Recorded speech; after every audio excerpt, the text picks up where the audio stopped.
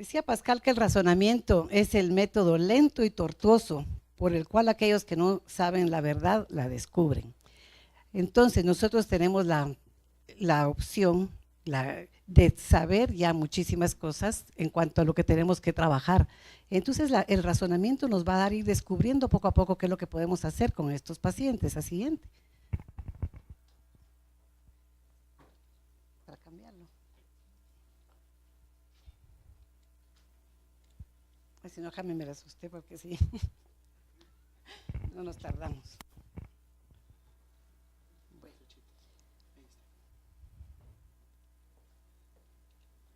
Muy bien. El razonamiento clínico es la médula de la práctica profesional en la fisioterapia como en cualquier otra de las ramas de la salud también. Abarca el saber que el conocimiento detenta y aplica. ¿Qué es el saber en la fisioterapia? En la fisioterapia, en realidad, la mayoría de las personas que si uno hiciera una entrevista por las calles diría que me van a sobar o me van a hacer masaje, lo cual es algo completamente alejado de la verdad. Pues nosotros como fisioterapeutas llevamos un estudio equivalente a cualquier estudio de la medicina, ingeniería, etcétera, que aplica 6 años de estudio. Aparte vienen las horas de la práctica y las especialidades y subespecialidades. El saber hacer es algo que también nos tiene que caracterizar, porque no es solo conocer todo lo que la teoría nos enseña. Como fisioterapeutas tenemos que utilizar todo nuestro conocimiento para poderlo aplicar con nuestras manos o las máquinas que estaba hablando la doctora que tenemos a nuestra disposición para hacerlo. Tenemos que tener una gran capacidad de observación, reflexión, hacer un juicio integrativo de todo lo que hemos recibido de información científica, el diagnóstico médico, todas las pruebas por las que ha pasado, más lo que nosotros hemos detectado. ¿Cuál es el problema que lleva al paciente a recurrir a un experto? Tenemos que ver el tipo de lesión, la discapacidad que esto va a traer a nuestro paciente. Eso es un aspecto muy importante, porque nosotros estamos hablando ahora de cuál es el diagnóstico, cuál es el tratamiento que le vamos a dar. Pero si nos trasladamos al paciente, vamos a ver que este paciente presenta discapacidades que realmente afectan su vida diaria. Y eso es ahí a donde nosotros nos tenemos que dirigir y darle la importancia a ese paciente, pues él lo que espera de nosotros es la recuperación. ¿Cuáles son las bases del conocimiento? Y ahí hablamos ahora bastante sobre la anatomía del miembro superior, tenemos que ver la biomecánica, la fisiología, patologías, todo esto nos vamos a trasladar rápidamente a hablar de cada una de las cosas. Las bases del conocimiento nos trae la anatomía del miembro superior. Como vimos, es muy compleja, es multiestructural, multiarticular. Cada una de todas las estructuras que componen el miembro superior se relacionan desde la punta de los dedos hasta la parte de la escápula, lo que llamamos nosotros el ritmo escapular. La biomecánica. Sumado al conocimiento de la anatomía, nosotros tenemos que saber cuál es la biomecánica del miembro superior. ¿Qué vamos a hacer? ¿Cómo se desenvuelve cada una de estas estructuras? Nosotros vamos a rascarnos la cabeza o vamos a señalar y aunque sea el dedo índice el que esté señalando, hay un movimiento, una movilización compleja y completa desde la escápula, tomando en cuenta la clavícula, escápula, húmero, toda esa parte del ritmo escapular del que estábamos hablando. Los tipos de articulaciones, ligamentos, tendones, músculos y el funcionamiento integrado que tiene todo esto. Las bases del conocimiento. La idea de explicar, de volver a repetir muchas cosas es precisamente para que ustedes tomen en cuenta el conocimiento que tiene que tener el fisioterapeuta. Las bases de conocimiento también nos traen la fisiología. Esto es algo con lo que nosotros hemos tenido que trabajar y discutir mucho, precisamente porque dentro de los programas de rehabilitación, lastimosamente, los seguros nos dan un tiempo, 10 días para que usted arregle esto. Esto es, cualquiera que sea fisioterapeuta lo sabe. 20 días máximo. Pero ¿qué pasa con cada fase de recuperación de los tejidos? ¿En dónde dejamos entonces la fase inflamatoria, la fase de proliferación, la fase de regeneración, la fase de maduración? Que cada uno de estos diagnósticos, de estas lesiones, tiene, porque no va a ser lo mismo una cirugía superficial, por ejemplo, o una cirugía del hombro, una cirugía de tendones flexores, que dependiendo del tipo de cirugía, el tipo de suturas que cada una de estas tenga, es el tiempo que nos vamos a llevar también.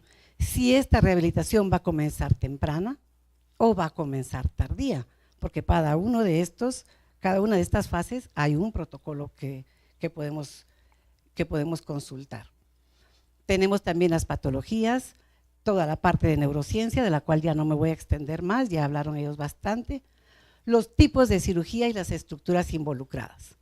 No es posible que cualquier terapeuta que acaba de graduarse maneje un tipo de cirugía que ustedes han hecho con tanto esfuerzo, tanto estudio, puesto que una mala fisioterapia echa a perder una excelente cirugía. Entonces, el terapeuta que trabaje con estos casos debe ser un terapeuta que realmente conozca y haya estudiado y se haya inmerso en el estudio, en los protocolos que lleva cada uno de estos que cambian cada año. ¿Sí, doctor?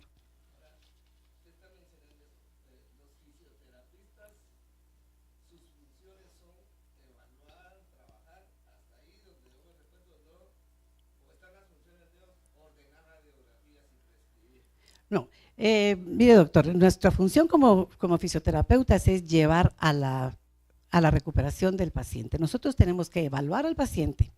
Esto lo voy a ir explicando más adelante. Nosotros no prescribimos nada, no recetamos nada, no somos médicos, ¿verdad? Aquí ha habido un desfase. Fisioterapistas que hacen funciones de médicos y médicos que hacen funciones de fisioterapeutas, ¿verdad? Hay fisioterapeutas que ordenan radiografías, que hemos manejado con el doctor casos de fisioterapias mal hechas. Pero también tenemos médicos que tienen clínicas de fisioterapia. Entonces eso es algo, estábamos platicando con una doctora hace poco, que nosotros debemos definirnos nuestras funciones en base a lo que nosotros aprendimos a hacer. El fisioterapeuta estudia fisioterapia por 6 años, más todas las especializaciones, pero es la fisioterapia marcada con todo lo que yo le hablé anteriormente.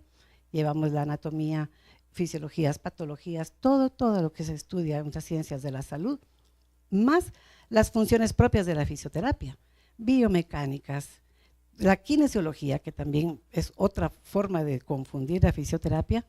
Por eso tenemos que olvidarnos de que el fisioterapeuta no es capaz de hacer otra cosa más que masajes, puesto que eso no lo hacemos nosotros. Es más caro un masaje que un tratamiento de fisioterapia, eso cualquiera lo puede ver. Eso ahora me voy a tomar un vaso de agua que había por aquí.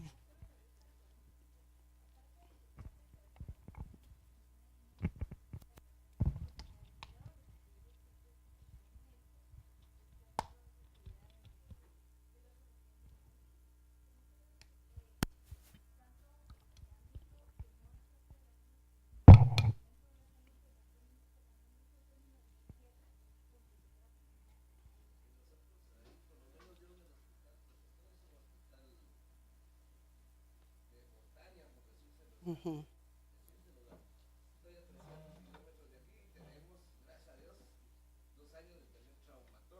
Ajá.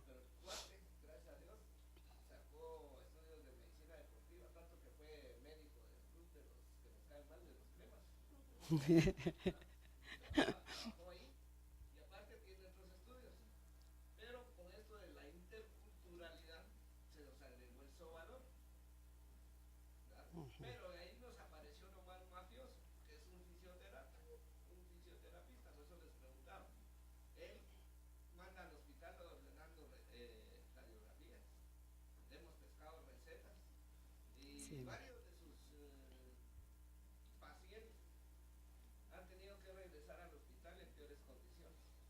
Nosotros por lo regular, y hablo de la fisioterapia o de la medicina éticamente trabajada, ¿verdad?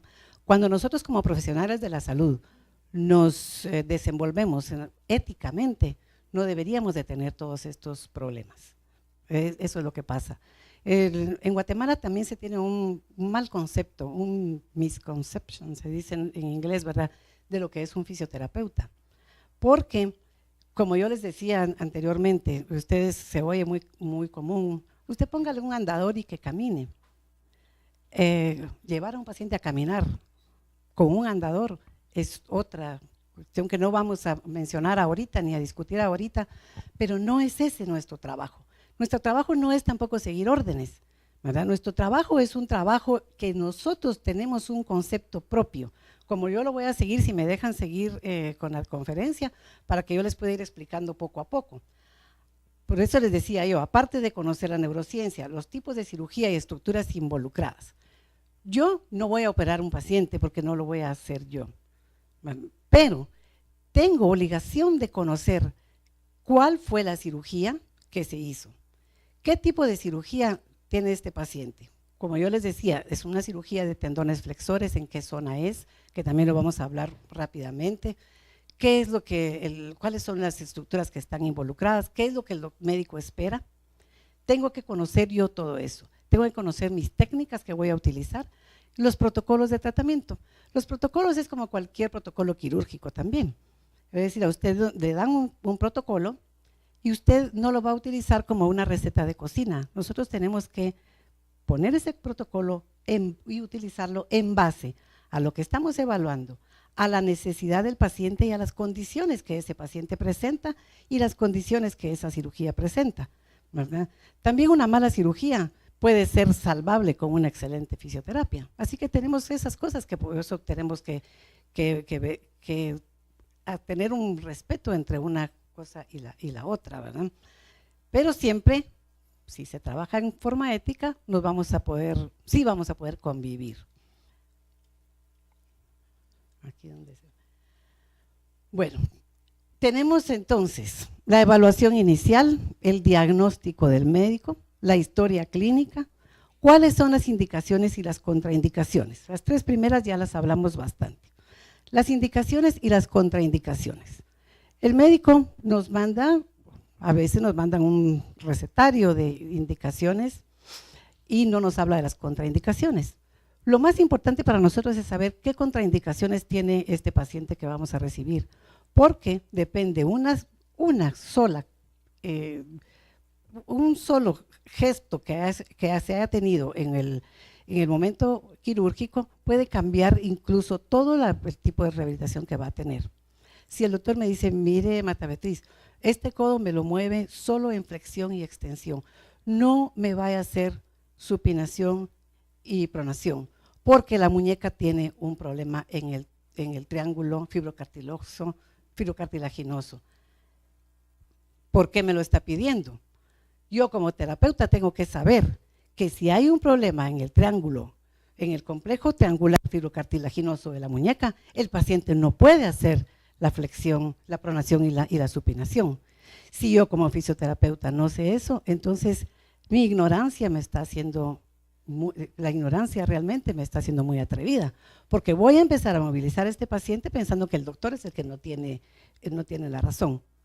Pero si yo he estudiado y sé que no voy a poder movilizar una muñeca porque hay una lesión del TFCC, entonces no la movilizo, pero para eso tengo que saberlo.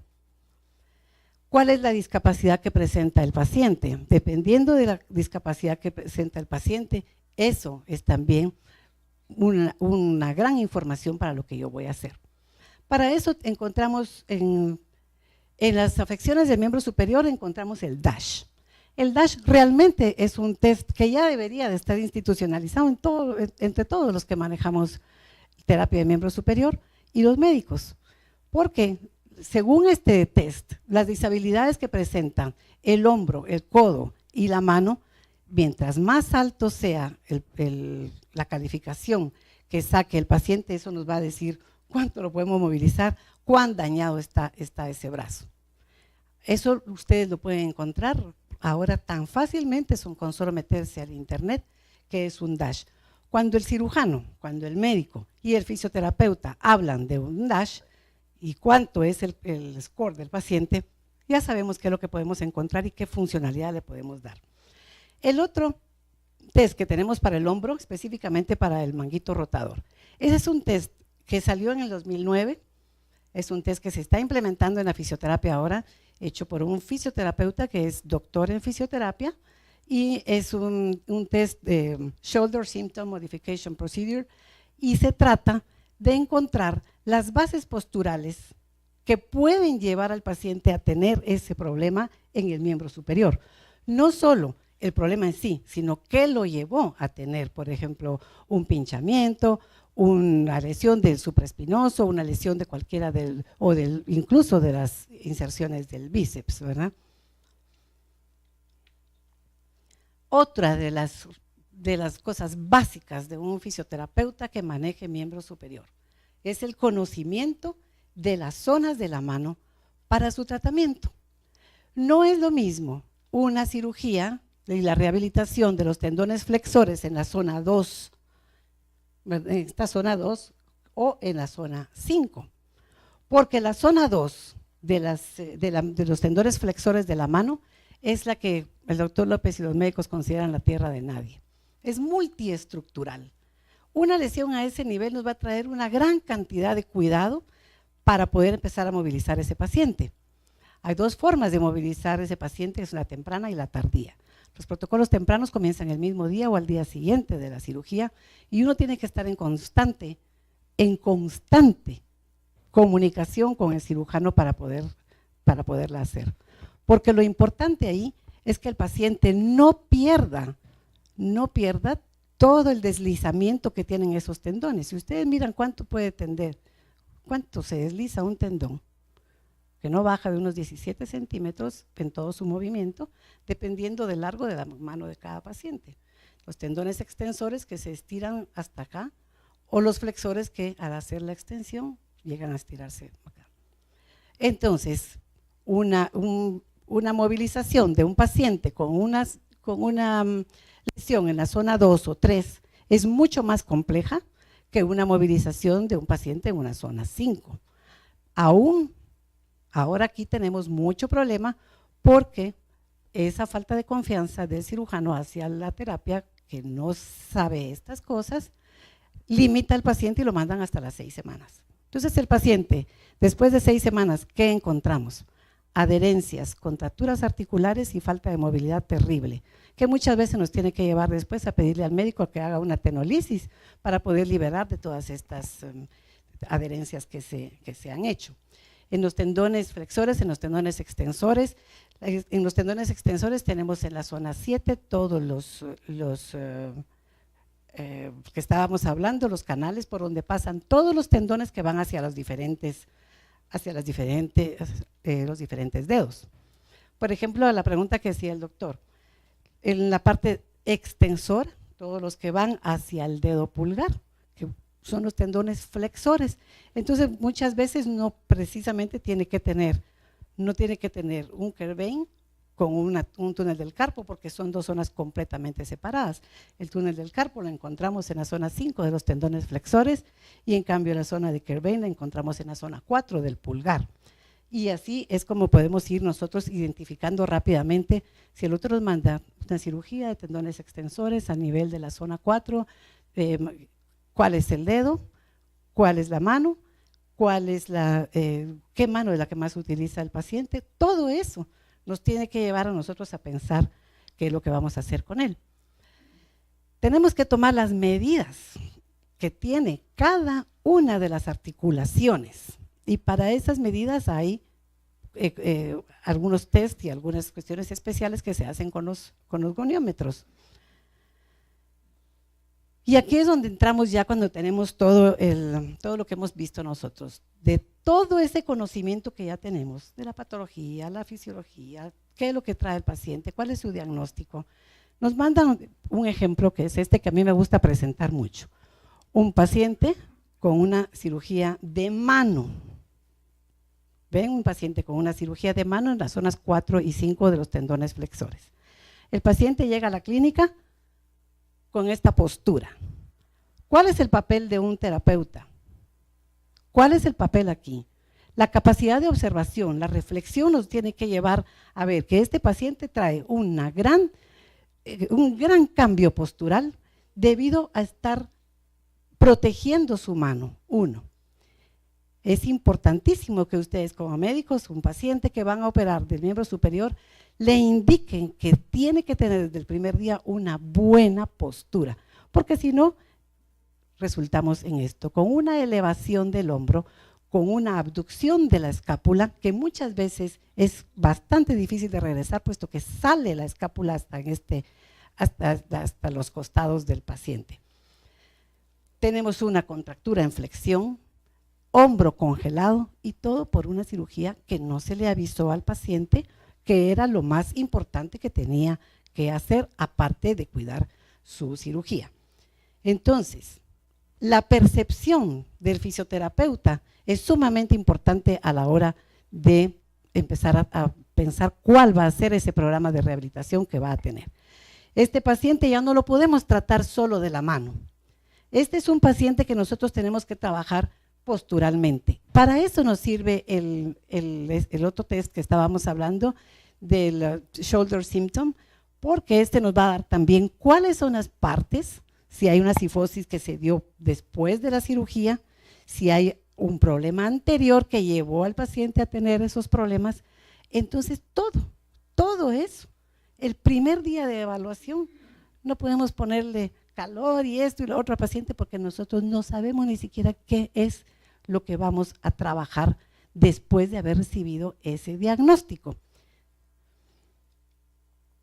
Tenemos que tener un razonamiento general de todo esto y planear las estrategias de tratamiento. Aquí no es ultrasonido 0.5 por 5 minutos, no. ¿Por qué vamos a poner ultrasonido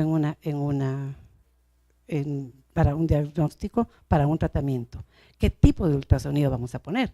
Si es pulsátil, si es continuo, 1.1 de frecuencia o 3.3. ¿Por cuánto tiempo? ¿Qué área vamos a ocupar y por qué?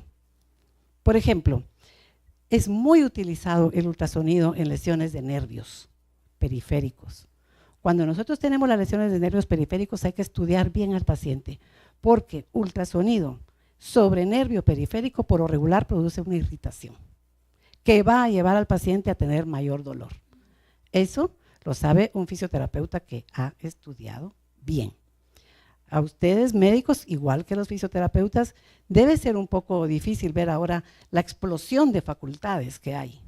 Una explosión de facultades que nos lleva a tener una gran cantidad de gente, pero ¿qué pasa con la calidad de esa educación que se está dando?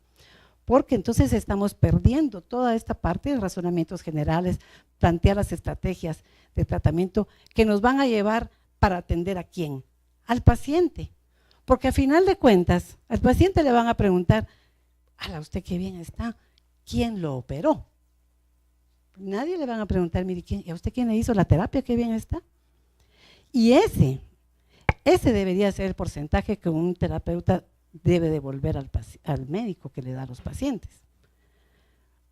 No voy a mentir de la cantidad de médicos que piden un porcentaje de vuelta, o los terapistas ofrecen un porcentaje de vuelta con tal de tener el paciente. O gran cantidad de médicos que tienen a los terapeutas trabajando ahora en sus clínicas porque eso les representa entradas extras.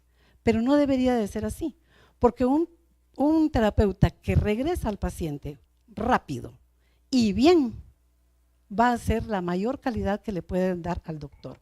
Porque el doctor, cuando toda la gente vea cómo está, van a llegar más pacientes con él. Así que, como yo les digo, la ética es lo que nos debe llevar más a trabajar como debe ser. Esto ya hablamos de esto, el terapista interactuando con el paciente, la evidencia, todo lo anterior más la experiencia. Anteriormente, trabajar con los expertos, con toda esa gente que tenía experiencia era un honor, ¿verdad? Nosotros vivimos, muchos de nosotros, en el aspecto de admirar al maestro.